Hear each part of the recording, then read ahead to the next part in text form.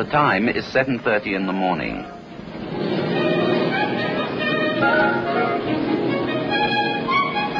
This space you are looking at is called Jaffa Road. It is one of the main streets of Jerusalem, Israel. At this time, on almost every morning except the Sabbath day, the streets of Jerusalem are filled with people hurrying to begin the day's work. 4,000 of these, about 1 in every 20, are in a way related.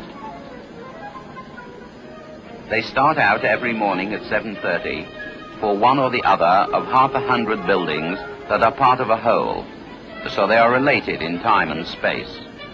They come from every part of Israel, before that from every part of the world. They are men and women, they are Jew and Muslim and Christian, they are young and old.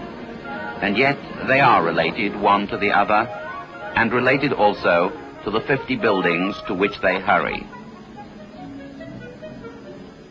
For the 4,000 men and women and the buildings to which they go are the students, the staff, and the 100 houses of the Hebrew University. And this film, being a factual presentation of the ordinary days of these men and women, and of the work they do, and the places in which they do it, this film is, you might say, a study in the relativity of time, space, and the Hebrew University.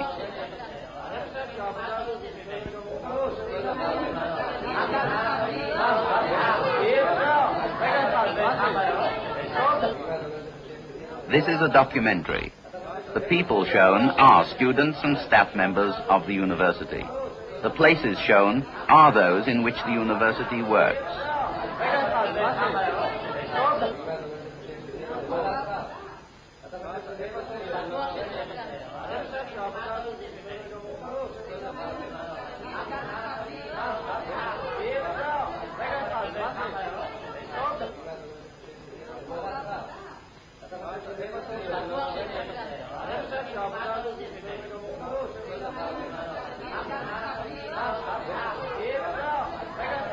Well, it's time for us to get started, too.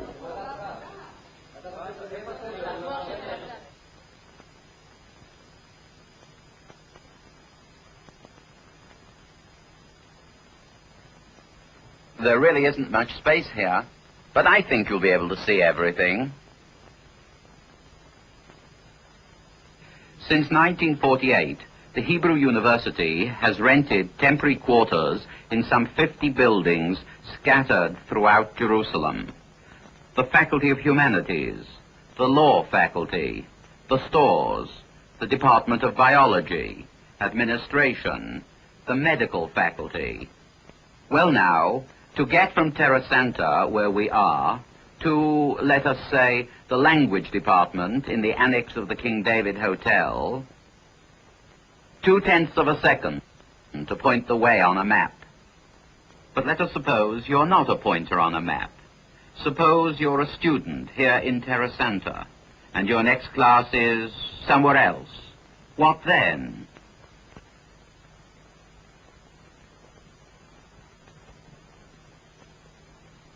איך קוראים לך? דבורה רומנוב. באיזו שנה את לומדת? שנה שלישית.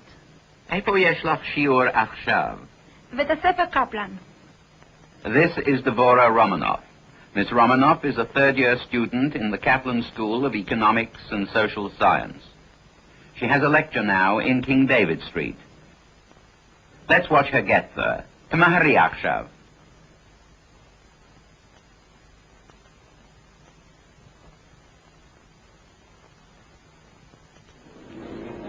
Thanks to me, Devora is a little later than usual, so she cannot wait for traffic signals, a procedure we do not recommend.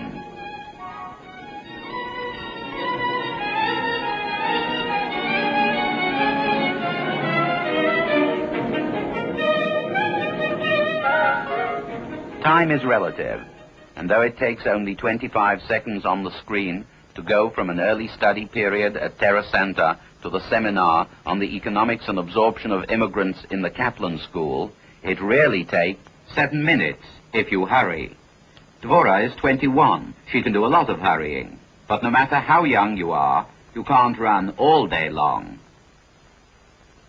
The average student may spend as much as a sixth of each school day just hurrying from class to class.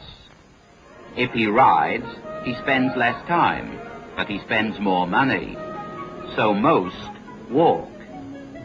It wasn't always like this. In the time before April 13th, 1948, the university was in its proper home on Mount Scopus, in a space and with facilities adequate for its needs. In 1925, when the Hebrew University was opened, it was dedicated to this ideal. We shall open wide the gates and windows of this institute in all directions to admit all the good and sublime thought which has ever been and is being created by the mind of man. During the 23 years that followed, the Jews of Palestine and the friends of the university throughout the world built on Mount Scopus an institution worthy of its ideals and its purpose.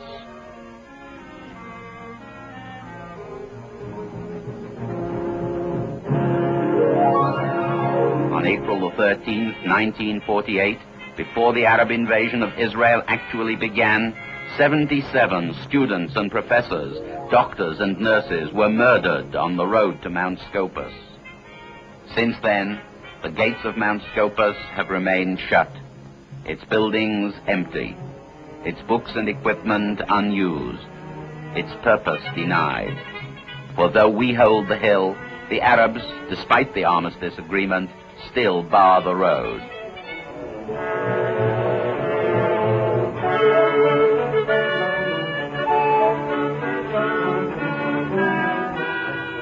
But in 1948, the war was won.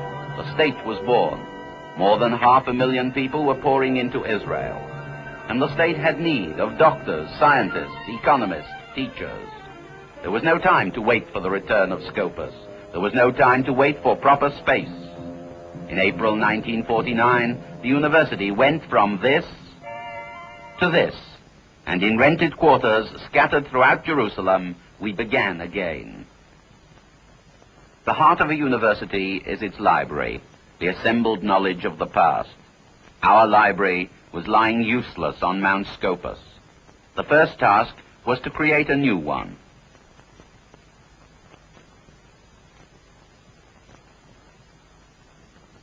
We have recreated the Jewish National and University Library, and there is drama and bitter justice in the library's rebirth, for it began with the harsh, unwitting gift of Adolf Hitler. In 1938, Hitler took the matches away from his Nazi book burners and set them to work collecting books, Jewish books. From every conquered city in which the stormtroopers set their bloody heels, he was going to collect the greatest library of Judaica in the world. As the war was ending, the university sent its librarians to search the ashes of the Nazis' European fortress for the stolen books of the looted libraries, to dig 60,000 books out of the cellars of Poland, 20,000 out of the warehouses of the IG Farben industry, manufacturers of poison gas for the chambers of Auschwitz and Bergen-Belsen. 190,000 books, the remnants of the looted libraries of Europe's slaughtered Jewry.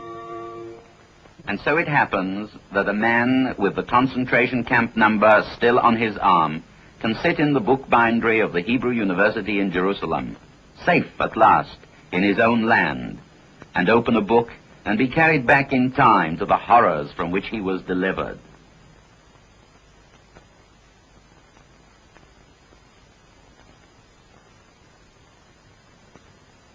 And the same man, in that same moment in time, may be given a book to carry his thoughts back beyond memory, to the 15th century in Salerno, Italy, where a Jewish physician created this textbook for the first medical school in the history of man.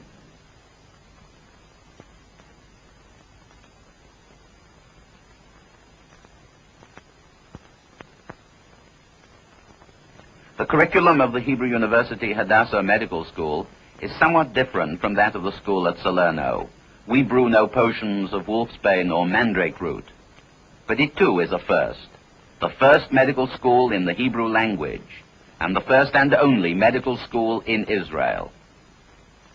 Here, in lecture halls improvised from concrete blockhouses, in a rabbit warren of laboratories that were formerly the halls and bedrooms of the dilapidated Hotel de France, in a group of miscellaneous sheds and buildings, we are training more than 400 doctors, pharmacists, dentists, medical technicians of all kinds. The space may not be suitable. Both words are, in any case, relative.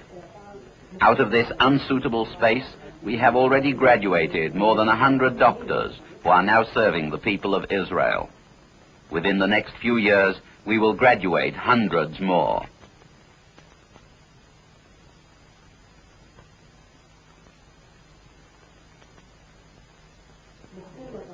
Space and supplies are the major problem.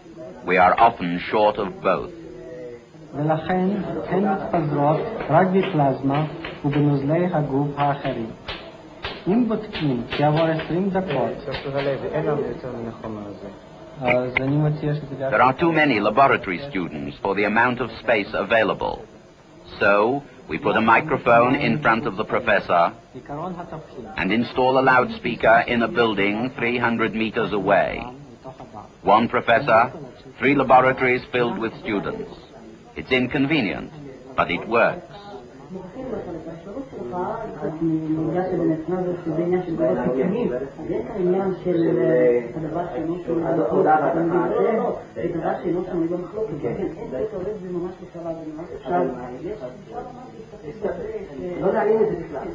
There isn't space in the quarters of any faculty to store equipment and supplies. When these run short, they must be ordered from the central storehouse 4 miles away.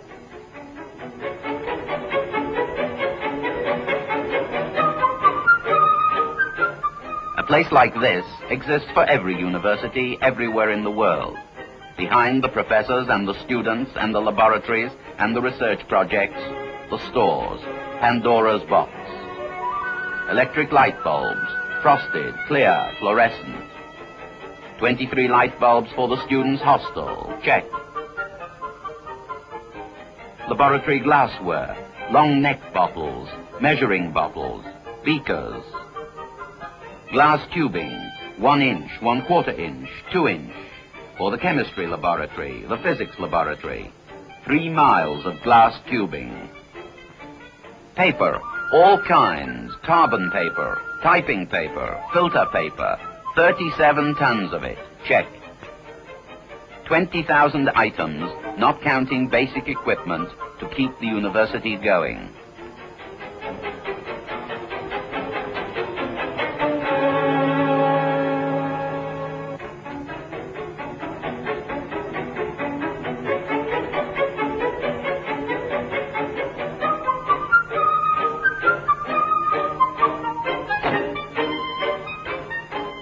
Every day, the truck from central stores carries evidence of the complexity of the university's activities and of the genius for improvisation which has kept the university alive.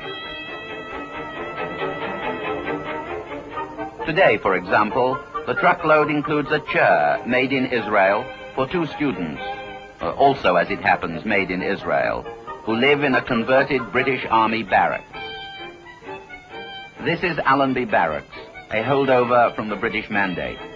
It is now one of the university's student hostels. A student here pays a rental of 6 Israel pounds a month, a little more than £1 sterling, about $3. We maintain 4 of these hostels, housing 220 students. We need housing for 10 times that number. This trial is not a trial. The accused isn't guilty of anything except being a second-year law student.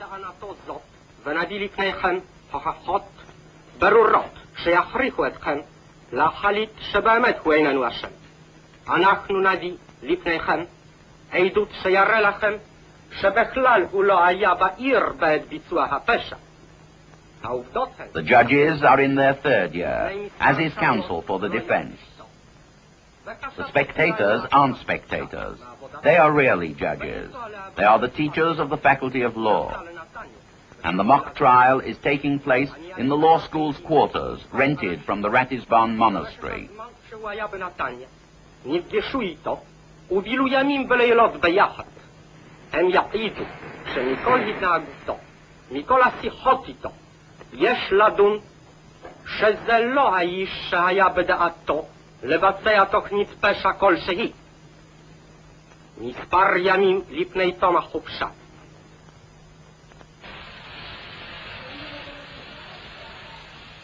These glassblowers are working in the basement of a converted apartment building that houses the laboratories for the 560 students enrolled in the university's science faculty.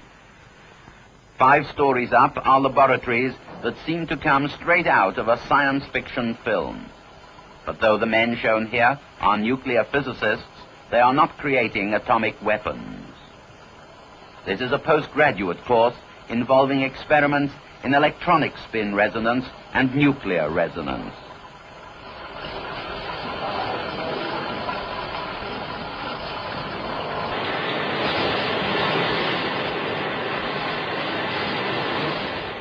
And 2 miles away, in what was once a reservoir, the university's nuclear physicists are searching the inner structure and properties of minerals and chemicals found within the earth of Israel. In our country, a small country that measures the length and breadth of its earth in acres, everything that is in the soil, or will grow from it, or can live off it, is important. Other aspects of this basic problem are the concern of the university's School of Agriculture. Here, the Department of Animal Husbandry has brought together cows from Jersey, long-eared Damascus goats, Saanen goats from Switzerland, Corriedale sheep from Argentina. And the research problem? How much food yield per acre of pasture? Others work on questions of soil fertility and plant diseases. Whether the students are learning to be scientific farmers or research technicians, the object is the same: more food.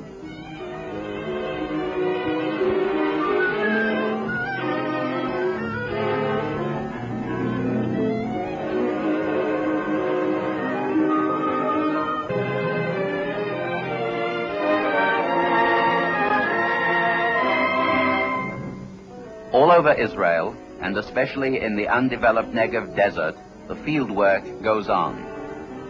The desert botanists, the geographers, the geologists roam the scorched and arid Negev, reading its history in the cliffs and canyons and watercourses.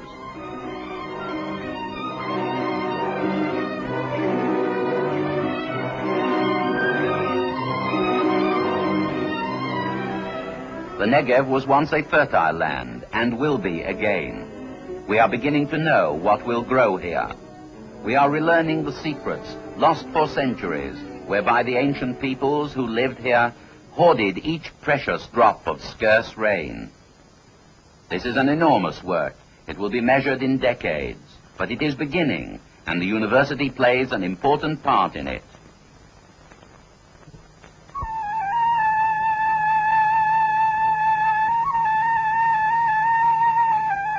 As the scientists and the agriculturists search the land of Israel, so the university's Institute of Jewish Studies searches the history and the heritage of the people of Israel. Here, in a seminar of the School of Oriental Studies, the students are learning something of the folkways of the Yemenite Jewish community, the magic carpet people who have come from Yemen in all their thousands and enriched our national culture. שושנה לובשת את האנטרי, את הבגד של הכלה. ועכשיו ננסה את הגרגוש. תלמוד ישנה השאלה אם מותר להסתכל בכלה. The heritage of all mankind leads back to a cave such as this one.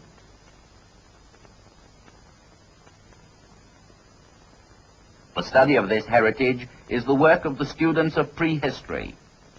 When these students have finished, this tiny basement museum will contain certain relics dug out of the earth of Israel to trace the history of man 500,000 years before recorded time. Time is elastic. and the university delivery boy, driving 30 miles an hour, can pass 500,000 years from prehistory to the time of the Bible. The acquisition by the university of the Dead Sea Scrolls has shed new light on periods of Jewish history and on the beginnings of Christianity. These scrolls may yet prove to be the most important and the most revealing archaeological discovery of modern times. The Dead Sea Scrolls are recorded history, as is the Bible, as is the very ground we live on. History is everywhere. The university archaeologists scratched on a hill at the modern settlement of Kiryat Amal near Haifa and found the necropolis of Beit She'arim dating back to the time of the Romans.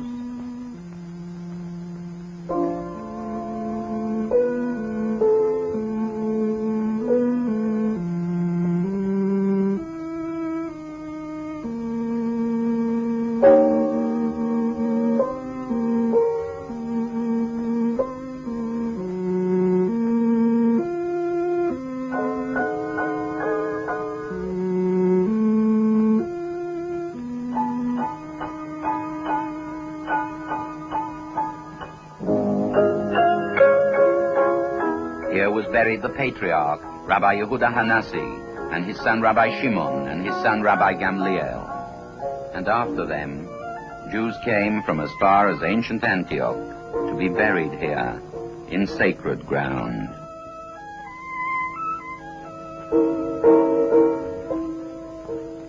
Through the centuries, thousands of graves were cut in the solid rock of this hill.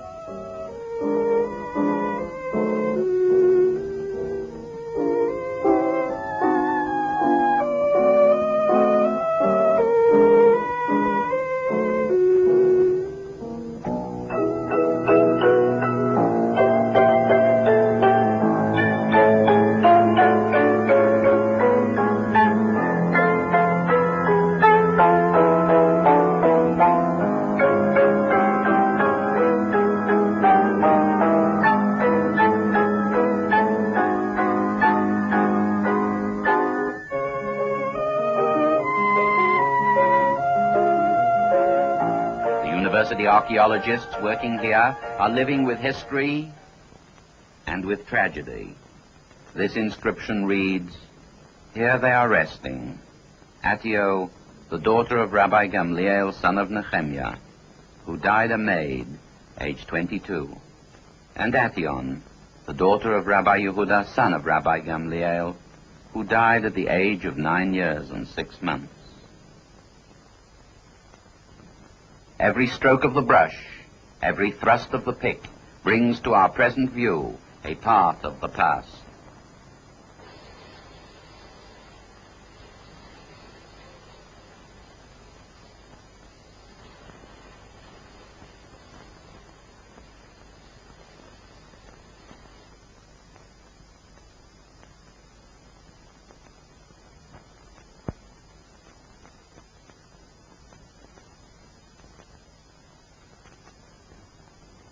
Well, we've had a look at the university and at some of its problems in time and space. We've seen something of the university's past and of its present. As for the future, that was part of the beginning of the future.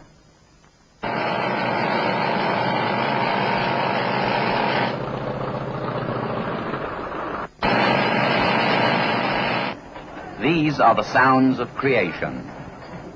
Here, in a part of Jerusalem called Givat Ram, the new university is being born. It is almost a decade since the university came down from Mount Scopus, and we have grown fourfold. Someday, the facilities on Mount Scopus will again be available, but they will never again be adequate to house more than a small part of the university. We have come to the crossroads. We can no longer live in the 100 temporary houses that represent our exile. The university influences every part of the life of the people of Israel. The demands made upon it grow greater every day, and we must grow to meet them.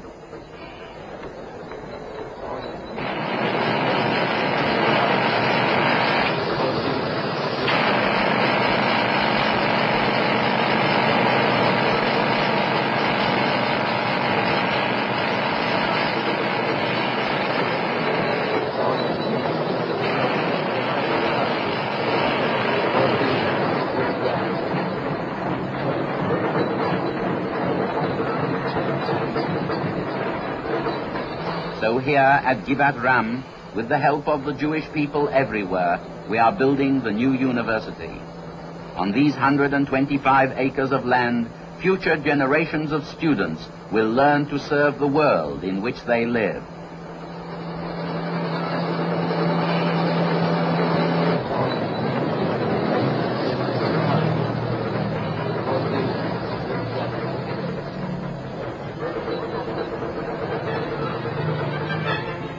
Out of the accomplishments of the past, we have gathered the skill, the courage, and the faith to plan this future for the Hebrew University of Jerusalem.